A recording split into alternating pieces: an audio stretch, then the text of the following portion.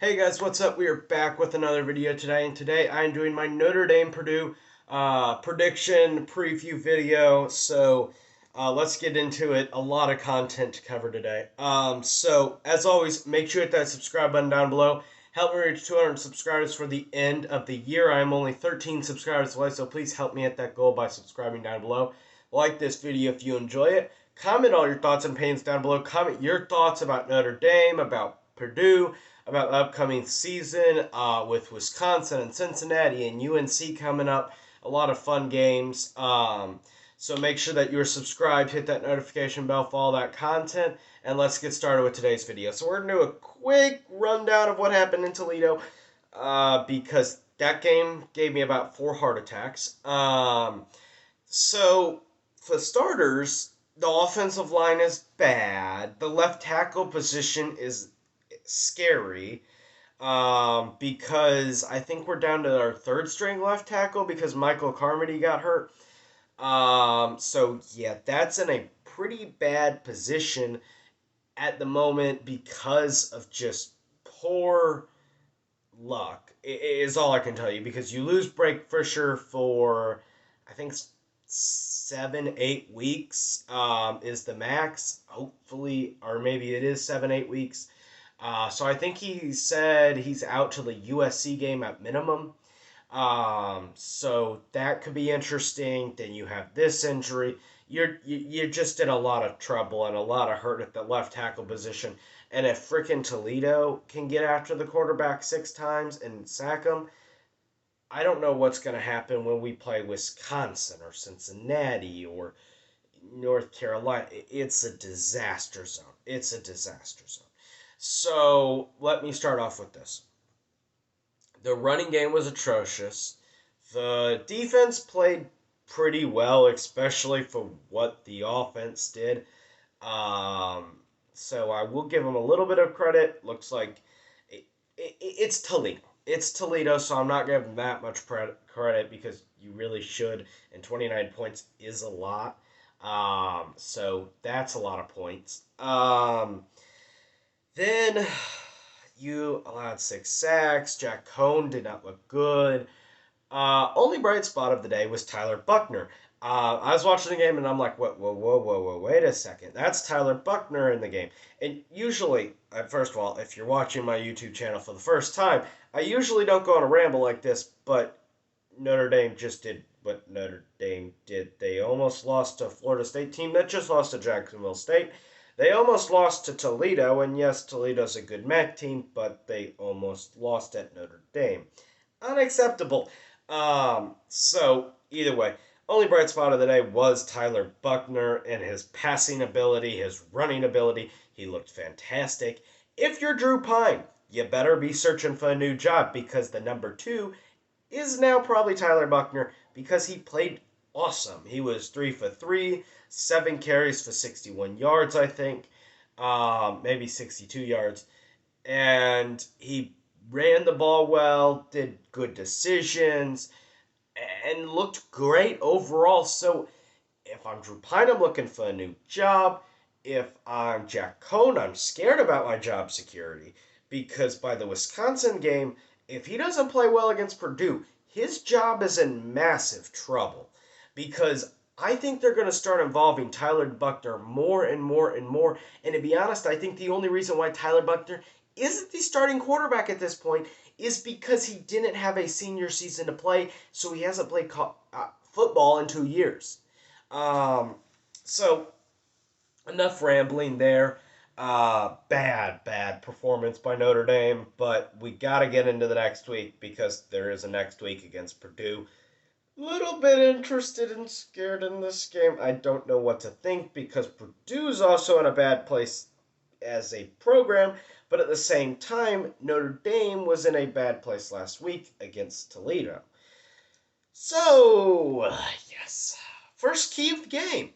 Run the ball. Please be able to run the ball. You have not been able to do that all season, and usually Notre Dame is able to run the ball. This offensive line is atrocious. Kane Madden does not look like he was advertised. It looked like Jared Patterson's snapping issues didn't come up much more. unless if I'm missing something, because I was also kind of had my eye on the Oregon Ohio State game for the first half. But when I was completely focused on the second half, I didn't see any snapping issues. So he was fine there. See, Carell was okay. Josh Slug was okay.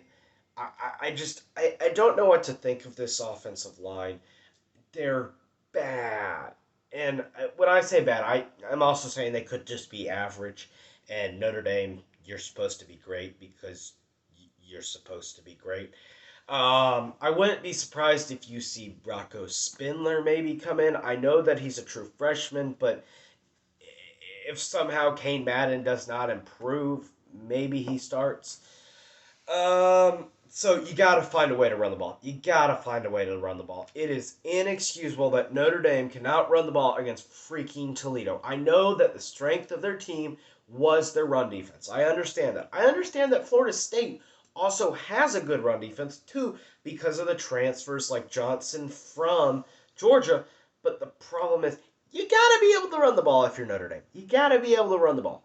Unexcusable. You got to be able to do that. Then you have number two key of the game. You got to get turnovers. Turnovers. You had zero if you were on the defense.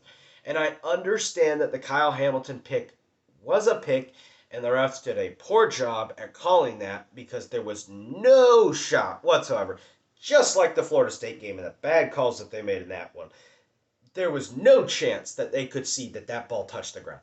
It probably did touch the ground for all I know. It probably did. But you can't make assumptions. It has to be definitive. I couldn't even have called it if you could make it 50-50. I wouldn't be able to call it. I guess one way, and I guess that it hit the ground and it was incomplete. But you can't guess when you already have a call and you have to find definitive proof.